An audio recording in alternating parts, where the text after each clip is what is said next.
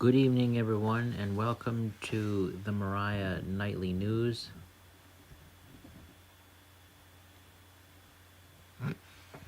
Yes, I have to be the cameraman. On this Monday evening, from the nation to Moriah, these are the headlines that matter tonight. For the first time on this broadcast, the Iran war is not the top story for the evening. The top story for tonight continues to be, or has been, the assassination attempt on the president's life over the weekend. Wait, I cannot fix that. And so that is our top story this evening. 31-year-old Cole Allen was at the White House Correspondents' Dinner on Saturday evening, and with a shotgun and a handgun decided that he would try to assassinate the president. The Secret Service, of course, and those on hand quickly took action and apprehended the suspect. And this, of course, was unusual for these types of situations because usually there is no apprehending the suspect. Usually he's either killed at the scene or takes his own life at the scene. But in any case, he is in custody, and motives are being assessed and all of that. And he was arraigned today on charges, and in federal court, felony charges that will be assessed in the coming days. And the top story in the Monday edition of the Wall Street Journal was what this will do for security measures for protecting the president. There were concerns about how this kind of slipped through the cracks in terms of the Secret Service, in terms of being able to protect those in political office. Interestingly, this was the same hotel where President Reagan was shot 45 years ago. So that was an interesting connection in the chain of events there. In the reports, Allen himself was surprised that he could so easily slip through the Secret Service and security undetected. And it seems from his own writings and his own manifestos, if you will, that the Secret Service and others were more concerned about protesting and things like that outside of the event, and were not as concerned about what would have possibly happened if someone had checked in the night before, as Mr. Allen himself had suggested. And I would apologize for bad reporting in my research and notes prior to this broadcast. I did not write down what charges he was arraigned on in federal court today. That was in the news this afternoon, and I will get that for Wednesday's broadcast for sure. That is the downfall of being a one-man operation at this point. So this hotel is, of course, about 1.5 miles from the White House. So very close, and what was supposed to be a night of basically lighthearted humor. It was interesting to note this was the first time that the president has ever gone to this event. He has in the past shied away from the event due to his relationship with the press, most likely. And so many had seen this as an extension of peace, if you will, with some of his maybe adversaries in the media. So some some others on Capitol Hill are calling for and I'm sure you can tell if I read this to you, who or what political affiliation they might be. Some are calling for security briefings, much like, I guess, took place after the 2024 attempt on the president's life in Pennsylvania, and others calling for Department of Homeland Security funding to be restored, and others calling on reassessment of mental health funding, things like that. The other thing that caught my attention was that some with certain political affiliations were saying that we should tone down political rhetoric and kind of bring down the temperature, is how it's phrased, and yet they don't do anything to solve the issue. The issue, and if anything, they're part of the problem. The gentleman was considered brainy, as it was reported in some of the articles, nerdy. His classmates described him as such. Didn't think that he would do anything like that, although they did see him as more, I guess maybe more introverted or more studious than they were. Those were not the words they used. I'm just trying to be a little more, maybe a little more courteous, I suppose, in that. I just don't know that I like that classification. But so that will develop, I'm sure, in the days ahead, and this will be interesting, as it will likely go to trial depending on how he pleads. That has not come out as of yet from what I have seen, but in the coming days we will know more as it unfolds. But the president did not skip a beat, and is reportedly, this was in some of the news about the situation overseas, he apparently took off for St. Petersburg to meet with Vladimir Putin. That, of course, will be interesting to watch in the geopolitical scene. And there is that high-stakes meeting with President Xi in mid-May that will be very consequential as well. On the Iran war front, which of course continues to dominate the headlines in terms of both politics and the economy, the president decided to cancel the round of negotiations that had been slated for Pakistan. There had been a second trip that was on the docket for Vice President Vance and Witkoff and that team to go back to Pakistan to negotiate in Islamabad with some of the top Iranian negotiators. That was called off, with the president feeling that it was not worth the time or the effort, given that nothing would likely come out of it. And that is my sort of summation of that from reading the articles. And that was the feel of that from the president, that it would be wasting the resources to send them over there without any sort of ironclad deal from Iran. So they are not, and what that looks like is that it will narrow the possibility for this diplomatic solution to go through. They did say that they are certainly open to negotiation, or the president said that, according to the Wall Street Journal, and that any sort of negotiation at this point will be done by phone. But what my sense of it is, and I don't know if I would call it a prediction or not, that some form of military action or escalation may come before this is all said and done.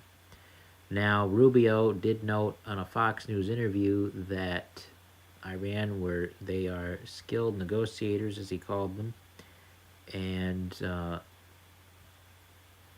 noting that they are looking to buy time, and he probably is correct on that. I don't doubt that they know what they're doing or what they're attempting to do, and I think that's why I think that before it's all said and done, there will be some type of military, probably with the Air Force, once again, before it's all said and done.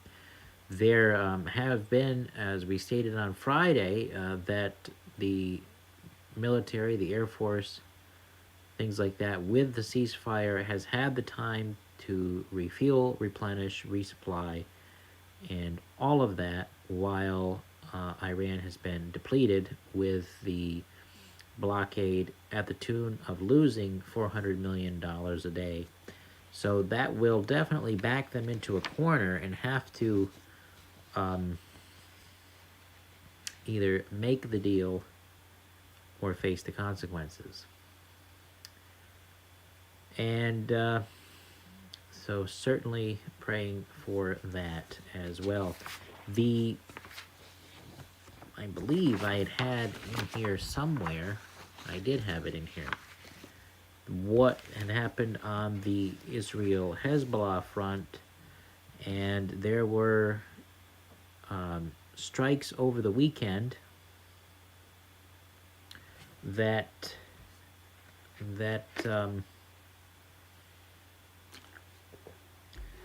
with on Israeli or Hezbollah rocket launchers. So they are still taking it to Hezbollah in Lebanon, and the fear for the Israelis was that those rocket launchers would hit both civilian and military personnel in the area. And along with that, in Gaza, it was noted that an election had been held there for the first time since 2006. And what was not clear, at least from the Wall Street Journal, was what the results would be from that, given the Hamas control of the region. They still have a good amount of control, so it likely is largely a symbolic action. But what was noteworthy from that, both that and a piece from the Wall Street Journal, which I have right here, this piece was detailing the mother of one of the October 7th hostages that died at the hands of these terrorists. And that is the human toll of the conflict on innocent civilians and the loss of life here. This mother in particular, Rachel Goldberg Pollan, hopefully I got her name right. Her son Hirsch, that's his name, who was about 23 years old, was at the concert that has become somewhat infamous at this point, and was taken hostage by Hamas. And I just want to note what the condition of his body was, because he was not killed right away. He was in Hamas custody for it looks like about at least 300 plus days.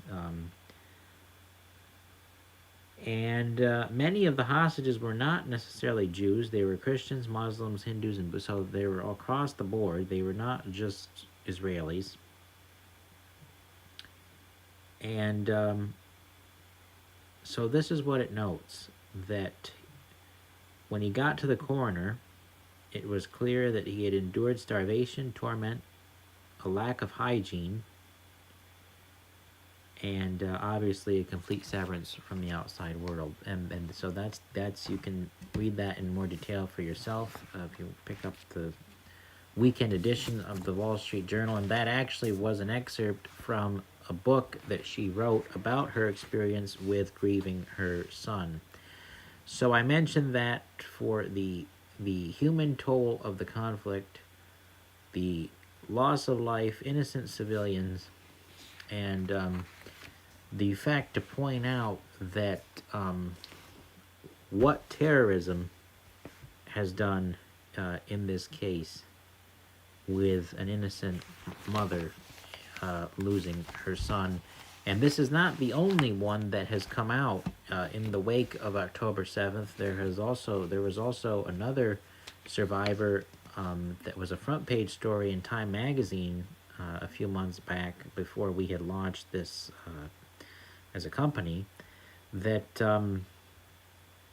was a similar story, was in Hamas custody, or was a Hamas hostage, and wrote and lived to tell about it, and wrote a memoir about it, and that is available on Amazon or wherever books are sold as well.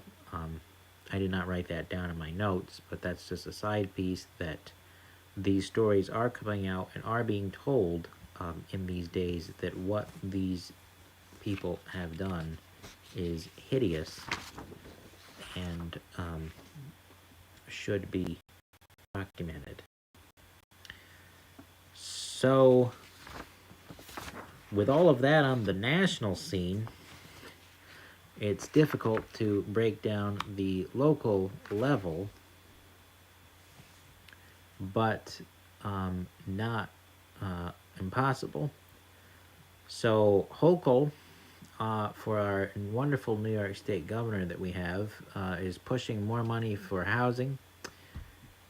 She, over the course of 5 years, this began, it looks like, in the 2023 fiscal year, pushing this massive $25 billion housing plan. And it looks like, from what the Sun reported, that there is some of that money coming our way. $645,000 is going to the city of Glens Falls for housing improvements there, and closer to home with $1.9 million to Pride of Ticonderoga.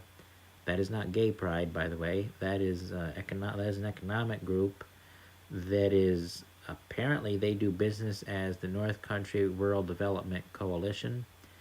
They have an office down on Mount Calm Street in Ticonderoga, and they're looking at 23 units altogether across Warren, Washington, Essex, Hamilton, and Clinton counties.